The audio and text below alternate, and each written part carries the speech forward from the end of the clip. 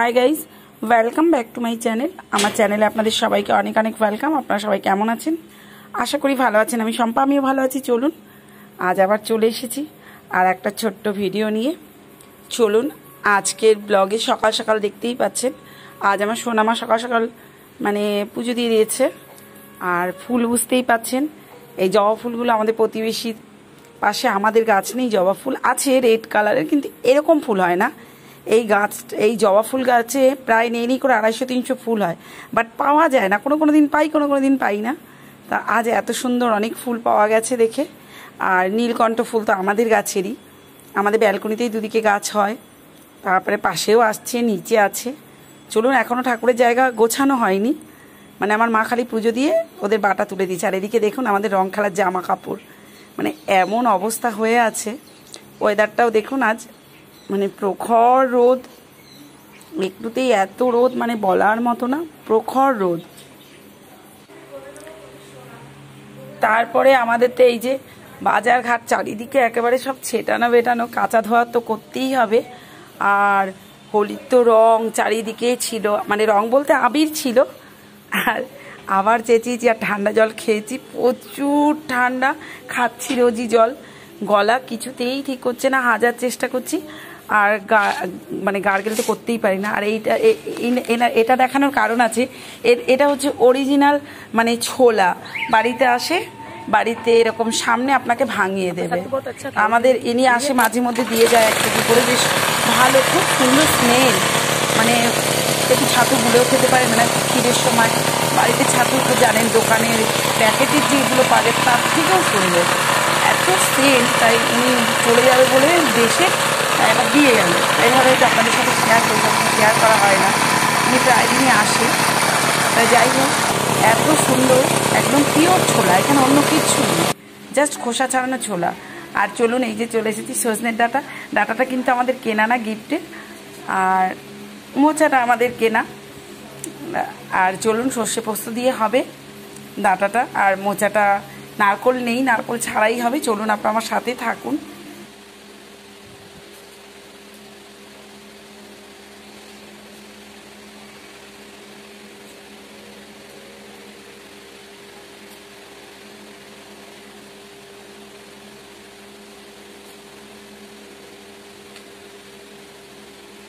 মোচা 3 দিনে হরি বল, এগুলো সব ছাড়াতে হবে।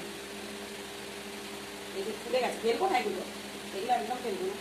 এই যে মোচা ছাড়ানোর আগে দেখিয়েছি সবাইকে, এই যে দেশলাইয়ের কাঠির মতো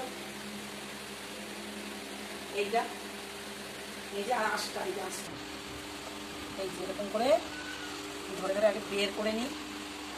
অর্ধেক খুলে গেছে, মানে অর্ধেক খুলে গেছে, এরকম খুলেছে। 3 দিন হয়ে গেল, 3 দিনে আর কি হবে। এই যে খুলে যাচ্ছে, কিন্তু খারাপ হয়নি। খারাপ হলে না, এই যে মাথাগুলো, এই মাথাগুলো কালো হয়ে যেত, এগুলো পুড়ে যেত, এগুলো পুড়ে যেত।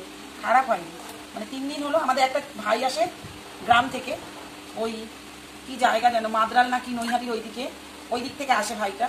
ও সব পেয়ারা, কলা, মোচা খুব টাটকা দিয়ে যায়, তাই 3 দিন হয়ে গেছে। এই দেখুন এখন ভালো বেরোচ্ছে, কিন্তু ভেতর দিকটাই কেমন হচ্ছে। এই যে এগুলো আগে বের করে নিচ্ছি, তাহলে আমার সুবিধা হবে এগুলো ছাড়াতে। আর দেখিয়ে দিয়ে আপনাদের ভালো করে বুঝতে পেরেছেন কিনা, যারা আর কি ছাড়াতে জানেন না তাদের জন্য এইটা। সবাই ম্যাক্সিমাম এখনকার দিনে সবাই সব জানে। তাহলে এই যে একটা দেশলাইয়ের কাঠির মতো দেখালাম, আর এই যে আঁশটা, এই আঁশটা হচ্ছে মেন ছাড়ানো। এছাড়া কিন্তু মোচার কিছুই ফেলা যায় না। এই যে এইটা, আর হচ্ছে একেবারে ভেতরের এইটা, একেবারে যে ভেতরে খোলটা থাকে, একেবারে এই ভেতরে ছোট্ট বেরোবে যখন, তখন মানে ছাড়াবার মতো কিছুই থাকবে না। মানে মোচাটা আপনাদের কি করে বোঝাবো, এই দেখুন,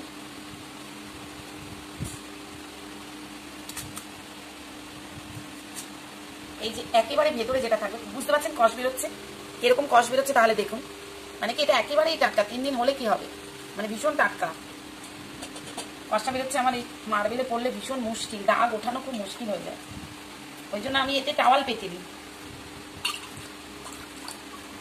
যেখানটায় লাগবে সেখানটা দাগ হবে, সেই জন্য আমাকে খুব সতর্কভাবে কাজটা করতে। এটা বুঝতে পারছেন কেমন কষ পড়ছে, বললাম তো আপনাদের টাটকা, ভীষণ টাটকা। দেখুন কত হাই কষ, দেখুন এই কষ পড়ছে। এইবার এই ভেতরের এই যে দেখছেন সাদা অংশটা, এটা কিন্তু নরমই থাকে, তার ভিতরে একটা শক্ত শীষ থাকে, সেটাকে ফেলে দেবেন। বাদ বাকিটা কুচাতে কুচাতে গোড়ার দিকে এলে, আমি এর আগে আপনাদের দেখিয়েছি, কিন্তু যারা জানেন না, মোচা অনেকেই কাটতে পারে না এখনো, সেই কারণেই আমি এটা দেখাচ্ছি। বেরোতেই আছে দেখুন, এই যে আস্তে আস্তে কিন্তু এই যে ভেঙে যাচ্ছে, মানে কি নরম, একেবারে নরম বেরোচ্ছে, একেবারে নরম বেরোবে। এই ভেতরেরটা এই যে দেখুন ভেঙে যাচ্ছে, এরা কিন্তু খোলাগুলো এরকম ছিল, আর এখন কিন্তু পট করে ভেঙে যাচ্ছে, মানে কি কচি পুরো এই জায়গাটা।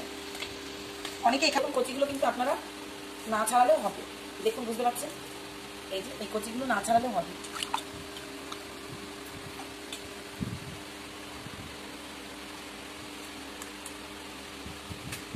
এইবার দেখো, এই যে দেখুন একেবারে কচি, এইখানে কিন্তু এতটুকু আর ছাড়াতে হয় না, একদম নরম, ভেতরটা না ছাড়ালে হবে। এই যে এগুলো কিন্তু কোনো দরকার হয় না ছাড়াবার। দেখুন একদম কচি,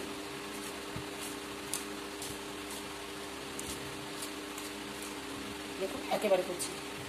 এই যে শক্ত শীতটা এইটুকু খালি ফেলতে হবে, জাস্ট এইটা ফেলতে হবে, এই যে এই সাইড দিয়ে পুরোই কেটে নেবেন।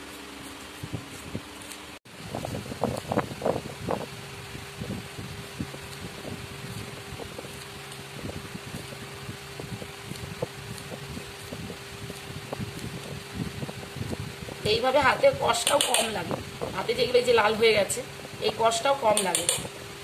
প্রথমেরটা হয়ে গেল, এবার এগুলো হাতে কষ্ট কম লাগছে। এতে চলুন বলে দিয়ে কি কি দিলাম। এতে প্রথমে আপনার জিরে তেজপাতা ফোড়ন দিয়েছি, যেহেতু একেবারে নিরামিষ মোচাটা, আর আলুগুলো একটু ভালো করে ভাজা ভাজা করে নিয়েছিলাম। তারপর আদা জিরে বাটা দিয়েছি, টমেটো দিয়েছি, এবং এবার দেবো এই ছোলা কটা, এই ছোলা কটা দিয়ে দেবো, ভিজিয়ে রেখেছিলাম কালকে, এই ছোলা কটা দেবো, একদম নিরামিষ। নুন টুন দিয়ে দিয়েছি, বুঝতে পারছেন নুন হলুদ দেওয়া, আপনাদেরকে দেখাতে পারিনি কারণ কোনো চার্জ ছিল না, সরি। এইবার আমি আস্তে আস্তে, আমি কিন্তু একদম মানে একদমই মোচা সেদ্ধ করি না, অনেকেই দেখি মোচা সেদ্ধ করে ফেলে দেন, বাট এইভাবে করে খেয়ে দেখবেন। আমি একটুখানি মোচা সেদ্ধ করি, এখানে আদা আর জিরে, জাস্ট আদা জিরে আর কাঁচা লঙ্কা দিইনি, এখানে একটু লঙ্কা গুঁড়ো দিয়েছি অল্প করে, যেহেতু মোচাতে ঝাল খাবে না। এখন দেখুন হলুদ দিয়ে মোচা আর কি ভিজিয়ে রেখেছিলাম, আপনাদের দেখালাম কাঁচা। এবার কিন্তু আমি মোচাটা কাঁচা মোচাটাই দিলাম, কিন্তু সেদ্ধ করে ফেলিনি একদম। আর আপনাদের দেখাবো, একজন লিখেছি বিচুলির মতো, এর আগে একজনের দেখলাম মোচা করেছে বিচুলির মতো কেটেছে, কেন মোচাটা এত কালো কেন জিজ্ঞেস করছিল, অন্য একটা ভিডিও দেখেছিলাম। বাট আপনারা দেখবেন এই মোচাটা কিন্তু আমার বিচুলির মতো কেন, কোনো রকমই এরকম দাঁড়িয়ে থাকবে না, বা মানে এটা সরি মানে এটা কোনো রকম ওই যেরকম শক্ত দাঁড়িয়ে দাঁড়িয়ে থাকে ছাড়া ছাড়া, এরকম ছাড়া ছাড়া কিচ্ছু হবে না, এটা জাস্ট আপনার কাঁটা কাটা হবে। আর আমি কিন্তু মোচা পুরো সেদ্ধ হয়ে যাবে। তার জন্য কি করতে হবে গাইস, এই যে আমি আপনারা বুঝতে পারছেন মশলা কষাবার পর আমি স্টিম একদম কমিয়ে দিয়েছি। এবার আমি কি করবো, এটাকে ঢেকে ঢেকে ঢেকে, আমি অনেককেই এরকম ভাবে শিখিয়েছি, আপনারাও করে দেখবেন। মোচাটাকে আমি একদম স্লো করে দিয়েছি, কষিয়ে নিয়েছি, ছোলা আলু সমস্ত ভেজে কষিয়ে নিয়েছি। এবার আমি আস্তে আস্তে একেবারে এটাকে ঢাকবো, আর খানিক্ষণ পর এসে দেখুন আমি কিন্তু এখানে এরকম এক চিলতি জল দিইনি, কিন্তু যেহেতু আমি ভাপাচ্ছি আস্তে আস্তে, মানে একেবারে আস্তে করে দিচ্ছি। কিন্তু এটা আপনারা মনে রাখবেন, অবশ্যই কিন্তু একেবারে কষানো হয়ে যাবে, তারপর মোচাটা দেবেন। আলু ছোলা এগুলো সমস্ত কষাবার পর কিন্তু আপনাকে মোচাটা দিতে হবে, তারপর আপনি স্টিম আস্তে করে দেবেন। এবার যে মোচার জল টলগুলো থাকবে সেগুলো আস্তে আস্তে বেরিয়ে যাবে। আমি আপনাদের গ্যারান্টি সহকারে বলবো না, আপনাদের সেদ্ধ করে খেতে হবে। আমরা এমনি তো তেল মশলা দিয়ে খাই, আমার গলা সরি এখনো ঠিক হয়নি, এমনি তারপরে ঠান্ডা জল খাচ্ছি, মানে তেল মশলা দিয়ে এমনি আমরা খাই, তার মধ্যে যদি আবার ভাপিয়েও ফেলে দিই, তাহলে আমরা এর যে মোচার যে মেন ভিটামিনটা তো কিছুই পাবো না। আর যেহেতু মোচায় অন্য কোনো মশলা পড়ছে না, এতে আদা জিরে শুধুমাত্র আদা জিরে পড়ছে, তাই জন্য টমেটো অবশ্যই দেবেন। তার জন্য আর কি এটাতে সেই হিসাবে আর কি অতটা ক্ষতিকারক নয়, ক্ষতিকারক তো অবশ্যই যেহেতু তেল মশলা। চলুন গাইস, এবার কিন্তু আমি এটা একটুখানি, যে যেরকম মিষ্টি খান, বাট মোচাতে মিষ্টি না হলে একটুও ভালো লাগে না, তাই 1 চামচ মতো একটু চিনি দিয়ে দিলাম, কিন্তু দিয়েছি আমি, যারা যেরকম মিষ্টি খান সেরকম দেবেন। আর মোচা মিষ্টি মিষ্টি একটু ঝাল মিষ্টি ভালোই লাগে, কিন্তু 1 চামচ চিনি দিলাম, যে যেরকম খান আপনারা বুঝতে পারছেন। এরপর আরো কাদা কাদা হয়ে যাবে, চপচপ করবে। হ্যাঁ চলুন, আর দারুণ কিন্তু একটা স্মেল বেরোচ্ছে।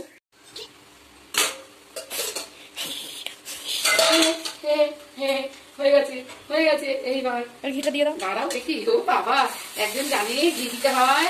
তাই তুমি ঘিটা দিয়ে দাও, ঘিটা দিয়ে দাও, আপনারা বুঝতে পারছেন। না আমি এখন আর ঘি খাই না। চোর বলে ঘি খাই। বাজে কথা বলো কেন? ঘি চোর, আমার সব সেদ্ধ হয়ে গেছে। আর দেখবেন আলু, এই দেখুন, এই দেখুন। হ্যাঁ জানি। এই যে এর ভালো করে মেস্ট করে নাও। মেশটা কি জিনিস? ম্যাশড করে নাও তাহলে। কি কেন ম্যাশ করতে যাবো? এমনি হয়ে যাবে। আমি ঝোল করে নাও। নাটক না করে দেখা হচ্ছে এমন করবে, ভীষণ জ্বালাচ্ছে জানেন তো। আজকে রয়েছে পরীক্ষার জন্য পড়তে হচ্ছে। ভালো পড়ছি। পড়ছো? মিথ্যে কথা কেন বলবো? পড়ছি না। এখন ফাঁকা পেয়েছে, গরম মশলা দিচ্ছি এবারে। গরম মশলা আগে, এরপর ঘি আগে। এই যে ঘি দিয়ে দিলাম।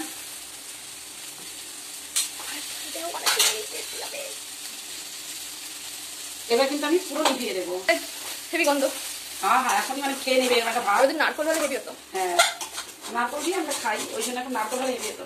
নারকল দিলে তো আরো টেস্ট হয় গাইস। আপনারা বলুন কোথায় আছে। ঘি দিলে আবার আরো নরম নরম হয়ে গেছে ঘিতে। আপনারা বলুন কোন জায়গাটায়। আমি তো সেদ্ধ করে ফেলিনি, বাট দেখুন তো কোথায় আছে। ছাগলা ও কি দারুণ গন্ধ। গন্ধে আমার মেয়ে পেট ভরে যাচ্ছে। চলুন আমি নামিয়ে নিয়ে আসি।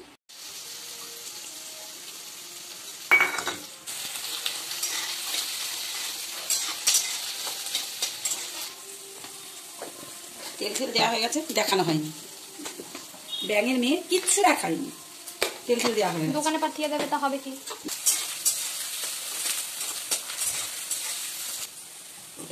পাহাড়কে নিচে।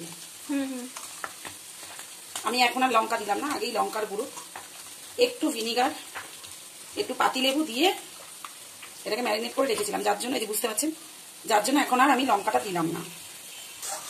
তাহলে পড়ে যেতে হবে।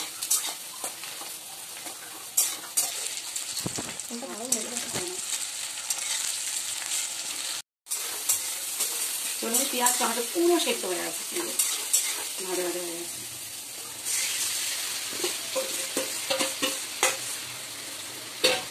এইবার ভীষণ ভালো করে নাড়তে হবে।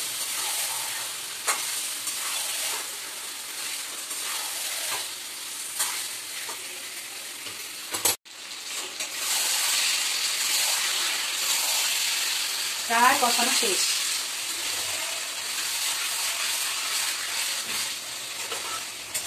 এবার দেখুন আলুগুলো ভেজে রেখেছি, দিয়ে দিলাম। আলু দিই না, আমাদের দিকে একটু খাবে, আমাদের ছেলে মেয়েগুলো একটু আলু খায়, সেই কারণে। কিন্তু আমরা ঝোল খাই না একদম। কে কে খান কস্তুরি মেথি মাংস? চলুন, দারুণ কিন্তু একটা মানে ধাবার স্টাইল, একটা ধাবা ধাবা টেস্ট আসে। ঠিক ধাবাতে এরকম খেয়েছি।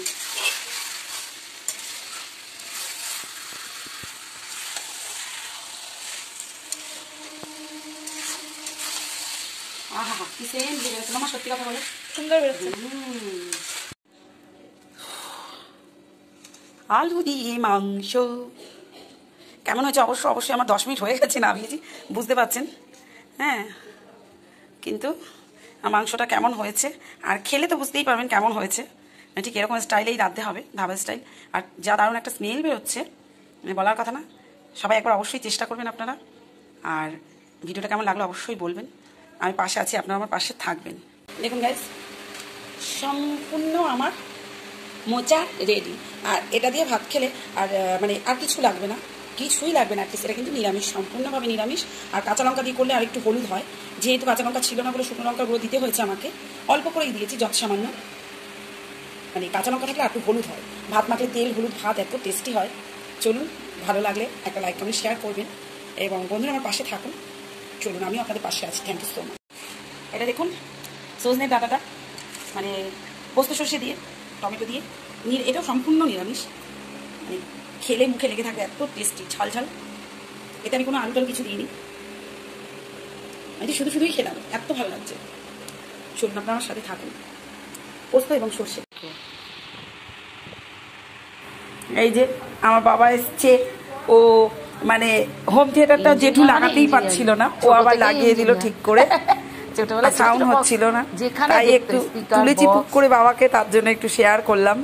মানে আমাদের নিনুর ছেলে, রিনার ছেলে, মানে আমাদের বাপ যাই হোক পজ করেছি ইয়েতে কপিরাইট জানিস পুচকুটাকে একটু তুললাম নিচের দিকে আছে নিচের দিকে। তারপরে এই যে সন্ধেবেলা কাকিমা এসছে, বললাম না কারা এসছে, চলুন।